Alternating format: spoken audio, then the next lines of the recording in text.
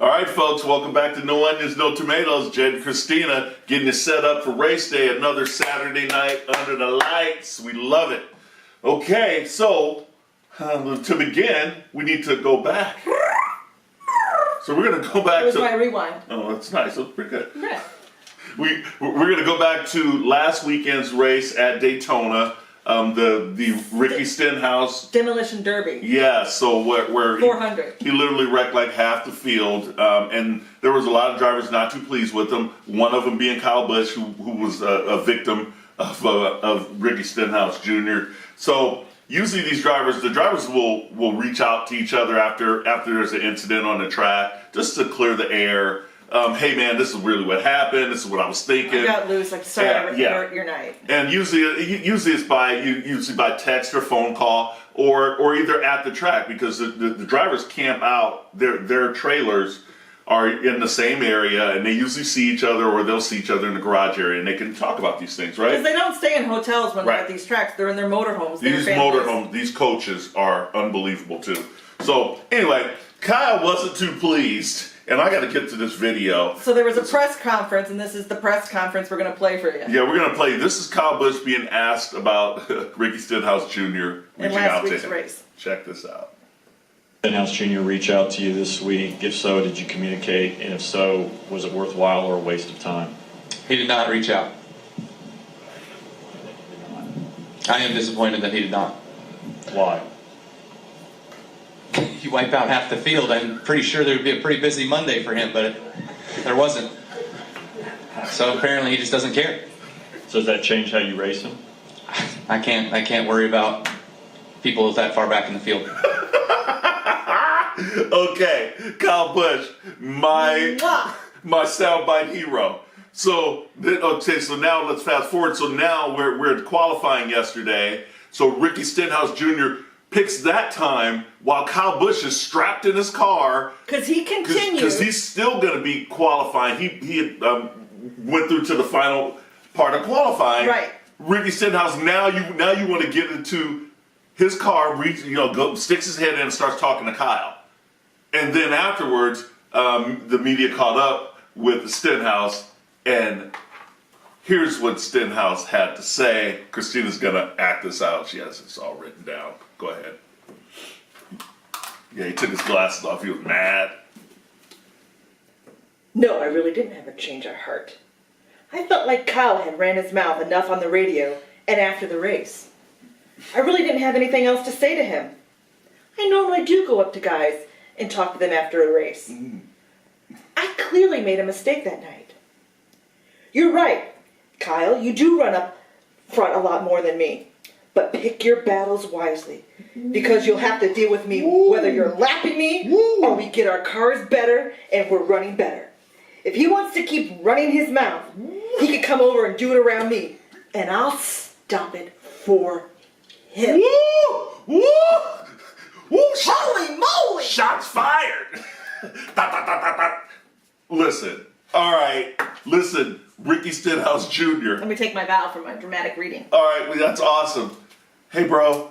I'm going to do a quick tell of the tape. You're 5'9". Kyle's 6'1" and rangy. I'm taking Kyle over you. And here's the other thing, dude. What are you going to do? Are you going to fight him? Or are you going to try to wreck him on the track? I don't think so. He's a better driver than you. This tickled Dale Jr.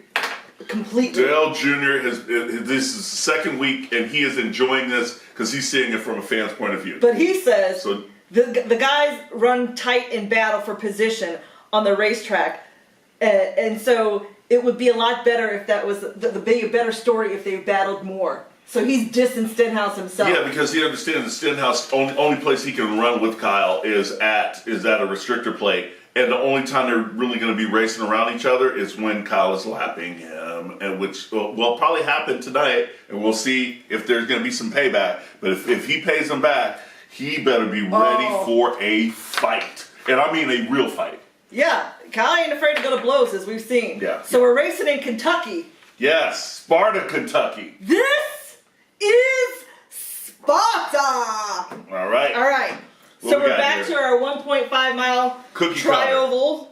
We have turns that have 17-degree turns in 1 and 2, 14 and 3 and 4. Tri-oval backstretch has about 18 degrees or 8 degrees. Yes, and this is race 19 to 36. So we have 8 races Woo, until the playoff cutoff. So it's happening. Like we're literally a month and a half before we get into the playoffs. So we're racing for 267 laps. Yep, pretty much the same standard like same at Kansas, right? Yep.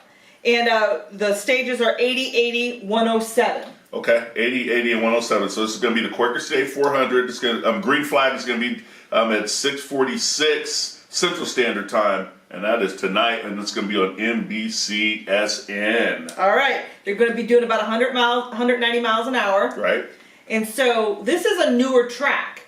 So they first started racing here in 2011. 2011. And who won the first race? Kyle Busch. Kyle Busch. It's the Kyle Busch show again. Yes. So he has, out of the 7 races, Kyle has won here. He's won here twice. Because Brad Keselowski's really good here. He tends to win every other year. Yeah. And he did not win last year. He's won here 3 times. So look for that. And instant fact, Chevy, the bow tie has never won here. Okay. So we're going to see if Chevy can get off the schneid. Yes.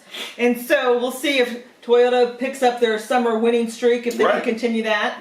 Yeah, right. And they started it last week with Eric Jones. Yes. And so Go ahead. let's talk about last year's race. Whew. And so last year, Kyle Busch was on the pole. And yes, and then just I want to mention that Martin Truex Jr. was outside pole. But go Okay. ahead. And then it was the Truex show. It was the Martin Truex show. He won stage 1. He won stage 2. He won the race. He dominated this race. He led 152 of the. Actually, it was 274 laps because they went into overtime. Yes. So, but he led 152. How many did Kyle lead? He had 112. So they led, 264 of the 274 laps. That is ridiculous.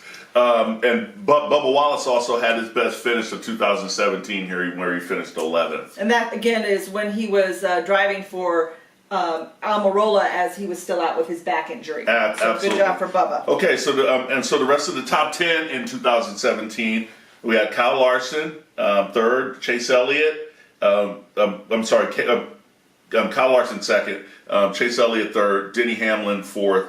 Kyle Busch ended up finishing 5th. Some bad restarts at the end, especially in the overtime, is what kind of set him back. Eric Jones. Then we had Jamie McMurray, Joey Logano, Harvick, Blaney. So again, this even going to last year, the big 3 were in the top 10 last year, and we're going to see what's going to happen this year. So there wasn't very many lead changes, as you can see by all the laps that were led by 2 drivers. That's correct. And so the top 10 drivers at this track, again, we've only ran here 7 times. We only have 7, so it's a small snapshot, right? Small snapshot. So we've already discussed Kyle.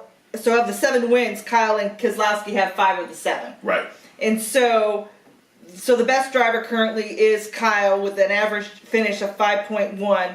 Second is Harvick with an average finish of 10. He has 5 top 5s, 5 top 10s.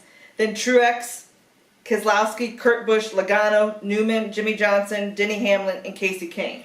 Yeah, if you're looking at this also, so Kyle Busch has led, 549 laps here. Brad Keselowski has led 483 laps here. So they got something figured out in this place. The drivers kind of like this track because even though it's been repaved, they kind of like the groove of the track. So we're going to see how this place is going to turn out tonight. And you got to remember that Kasey Kahne with those 7 starts were in Hendrick's cars. That is true. Okay, so let's talk about this year. And so I'm sure it's going to be a whole new story. I mean, look, we've got to have some. It's going to be a new story. Nothing's going to be repeated. None of the big 3 could be on the pole. None. Right? Oh, who got the pole? Martin Truex Jr. Okay, Martin Truex Jr. Okay, but Eric Jones. Yeah, got a little mojo going. Got some mojo going, man. So he'll be starting P2. Right. Kevin Harvick is 3rd. Keselowski 4th. Shocker. Kyle Busch 5th. Menard 6th. Blaney 7th. Boyer 8th. Kurt Busch 9th. And Ryan Newman 10th. Yeah, that's it's a little weird seeing Paul Menard up there, and then also Ryan Newman having a pretty good qualifying effort there. Ryan. Yeah, he's good at qualifying, and that's a Chevy. But man, if you look at this, man. But Ryan Newman was on our top 10 it's only list. Chevy. Ryan Newman's the only Chevy that's in that top 10.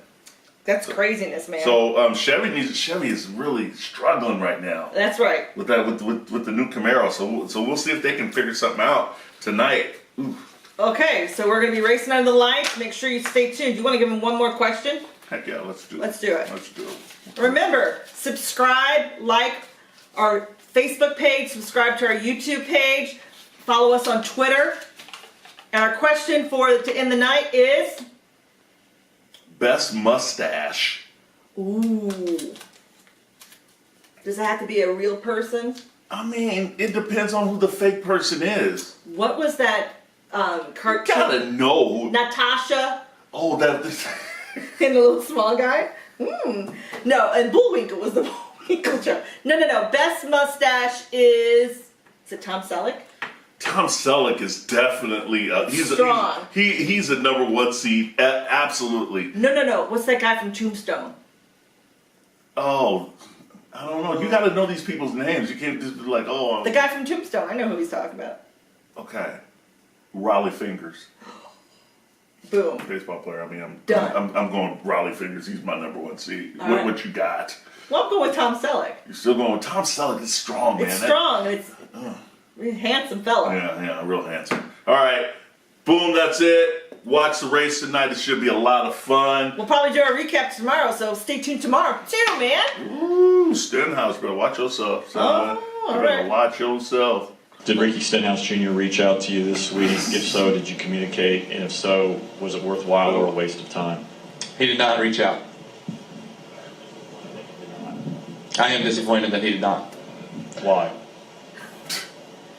You wipe out half the field. I'm pretty sure there would be a pretty busy Monday for him, but there wasn't. So apparently he just doesn't care. So does that change how you race him? I can't worry about people that far back in the field. See you later.